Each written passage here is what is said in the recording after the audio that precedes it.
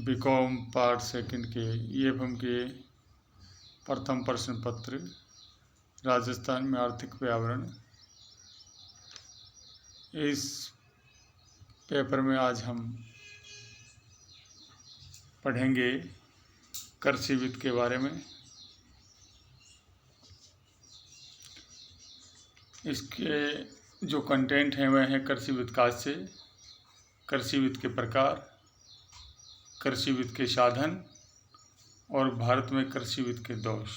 इन सभी बातों पे आज चर्चा करेंगे। सबसे पहले हम देखते हैं कृषि वित्त। कृषि वित्त क्या है? कृषि वित्त से है कृषि की उत्पादकता बढ़ाने के लिए किसानों को धन की आवश्यकता होती है, तो वह धन कहाँ से प्राप्त किया जा सकता है, उसके कौन कौन से साधन हैं। मुख्यतः कृषि में धन की आवश्यकता होती है भूमि की जुताई के लिए, उसकी बिजाई के लिए, बीजों की खरीद के लिए, फर्टिलाइजर्स या उर्वरक खरीदने के लिए, भूमि में स्थायी सुधार कराने के लिए, कृषि के औजारों की खरीद करने के लिए, इन सभी के लिए कृषि वित्त की आवश्यकता होती है। तो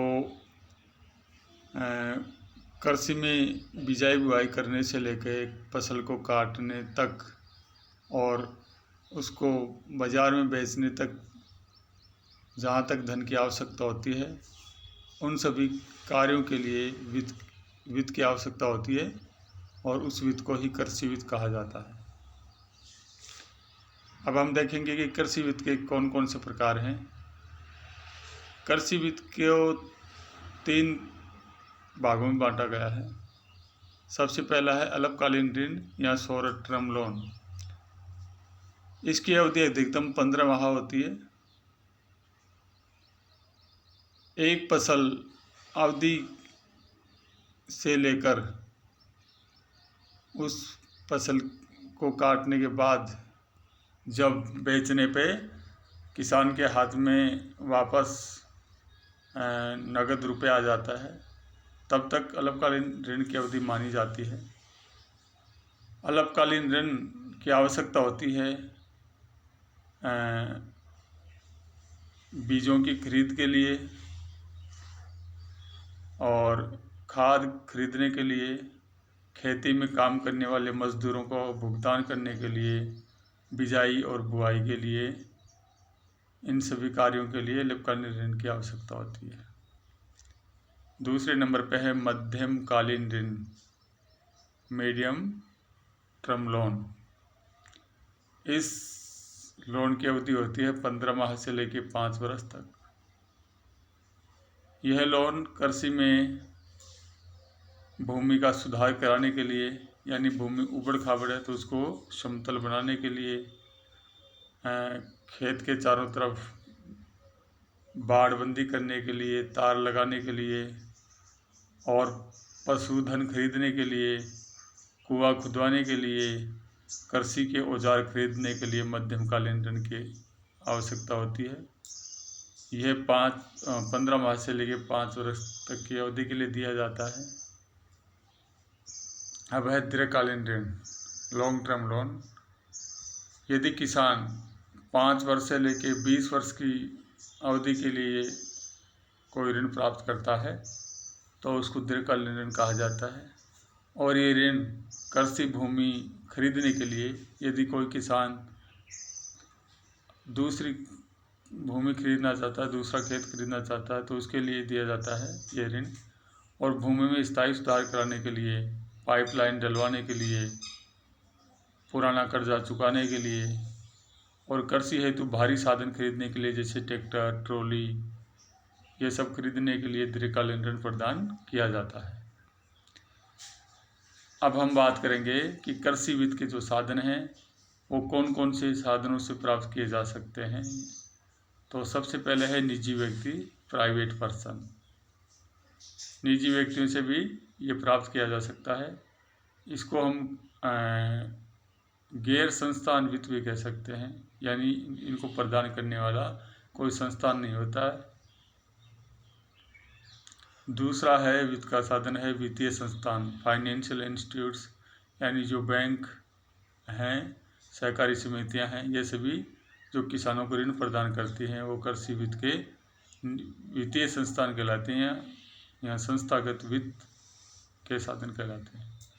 तीसरा है सरकार। सरकार भी किसानों को कृषि हेतु वित्त उपलब्ध कराती है। इन पे हम विस्तार से चर्चा करेंगे। सबसे पहला साधन है निजी व्यक्ति, प्राइवेट पर्सन्स। इसमें सेठ, साहूकार, रिश्तेदार आदि सभी शामिल होते हैं। प्राय प्रत्येक गांव में पैसे वाले लोग रहते हैं जिन्हें सेठ साहूकार कहा जाता है। तो किसान जो अपनी वित्तीय आवश्यकताओं की पूर्ति के लिए सबसे पहले गांव के सेठ साहूकारों के पास ही जाते हैं, और ये सेठ साहूकार बहुत ऊंची दर पे लोन देते हैं, ब्याज देते हैं, ब्याज भी देते हैं, और ये ब्याज कई सालों तक ही किसान से नहीं चुकाया जाता है। तो अब इसी समस्या को देखते हुए सरकार ने फिर विभिन्न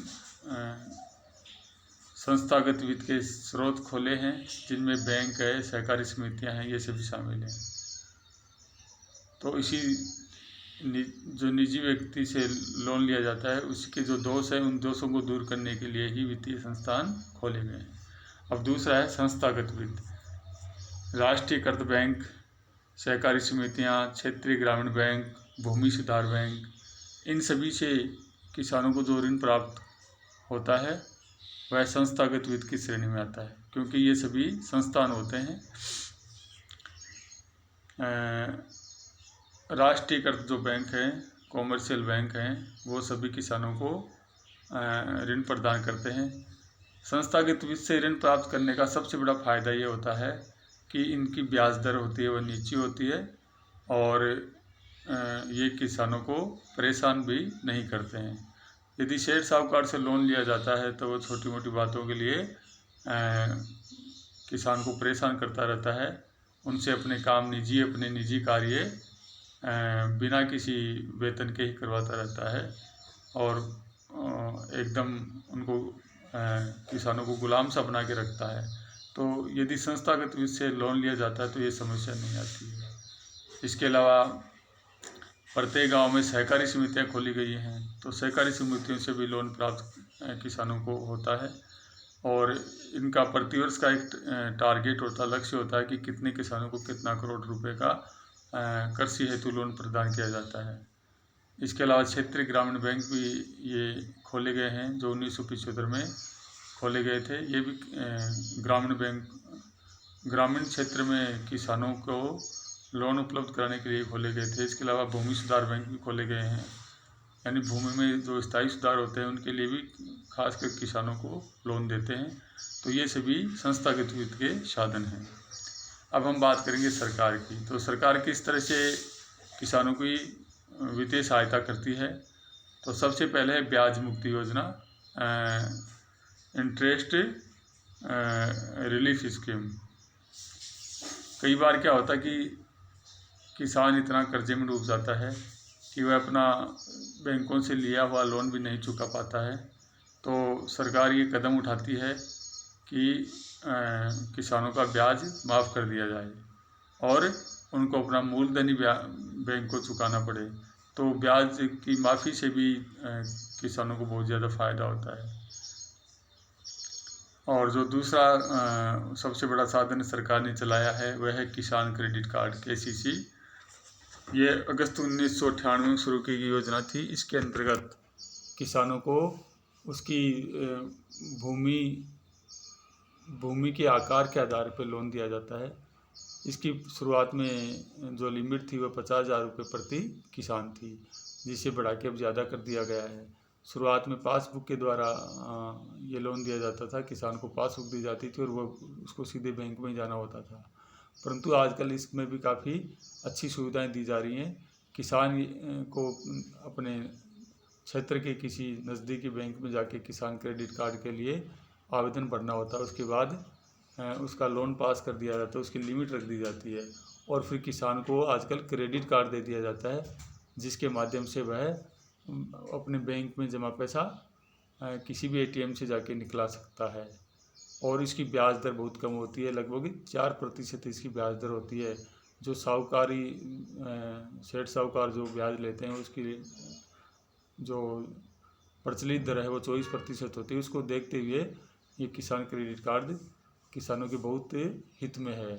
ब्याज का भार किसानों को बिल्कुल नहीं चढ़ता है, और अपनी जो लिया गया पैसा है बैंकों से वो किसान बड़ी आसानी से चुका सकते हैं।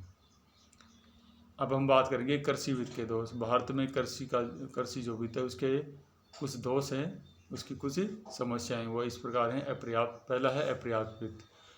किसानों को जो संस्थागत वित्त प्राप्त होता है वह पर्याप्त मात्रा में नहीं मिल पाता है, यानी किसानों को जितनी ज़रूरत होती है उसकी तुलना में कम वित्त मिल पाता है, कम ही लोन मिल पाता है। दूसरा है ब्याज की चिंता। किसानों को ब्याज की चिंता भी रहती है, क्योंकि कई बार फसलें खराब हो जाती हैं, उत्पादन नहीं हो पाता है, तो किसान के सामने ये समस्या आ जाती है कि वह अपना लोन किस प्रकार चुकाए, अपना ब्याज किस प्रकार चुकाए, क्योंकि फसलें खराब होने से किसान को आय प्राप्त नहीं हो पाती है। एक अगली समस्या है वितरण में असमानता। जो किसानों को संस्थागत वित्त के द्वारा जो ऋण प्रदान किया जाता है उसका वितरण में असमानता रहती है। प्राय जो अधिक धनी लोग होते हैं या फिर जो प्रभावशाली लोग होते हैं वह बैंकों में साठ गांठ करके लोन उठा लेते हैं, और जो ज़रूरतमंद किसान हैं वह पीछे रह जाते हैं। और इसकी जो एक समस्या है अलग ही है, समय लगाने वाली प्रक्रिया। जो लोन की प्रक्रिया है बैंकों में, संस्थागत वित्तीय संस्थानों में, उसमें काफ़ी देरी होती है, जिससे किसान की बिजाई बुआई का समय निकल जाता है, और देरी से लोन प्राप्त होने की वजह से उसकी फसल में उत्पादकता कम रह जाती है। तो इस प्रकार भी किसानों को काफ़ी नुकसान उठाना पड़ता है। अगला है दोष है वित्तीय संस्थानों में समन्वय का अभाव। एक ही क्षेत्र में कार्य करने वाली जो वित्तीय संस्थान होते हैं, क्षेत्रीय ग्रामीण बैंक होते हैं, राष्ट्रीयकृत बैंक होते हैं, सहकारी समितियां होती हैं जो किसानों को लोन प्रदान करती हैं, उनमें आपसी समन्वय का अभाव होता है, जिससे क्या होता है कि एक ही व्यक्ति को कई 2-3 संस्थाओं से लोन मिल जाता है, और इधर लोन के लिए जो आवंटित की जाने वाली राशि है वह पूरी हो जाती है, और जो ज़रूरतमंद किसान उनको लोन नहीं मिल पाता है। अगली समस्या है असमान वित्त की आपूर्ति। जो वित्त है उसकी आपूर्ति भी असमान होती है, क्योंकि जो बैंक या वित्तीय संस्थान है जो किसानों को लोन देते हैं वो कई गांव के लोगों को, एक ही क्षेत्र में रहने वाले कई गांव होते हैं, तो एक गांव के लोगों को तो अधिक लोन दिया जाता है और बाकी कई गांव है वो छोड़ दिए जाते हैं, तो उनके वहाँ किसानों को ऋण प्राप्त नहीं होता है। और एक अलग समस्या है भारतीय कृषि वित्त की, वह है असंतोषजनक वसूली स्थिति। इसका मतलब यह है कि जो वसूली की स्थिति है वह भी बहुत ख़राब रहती है।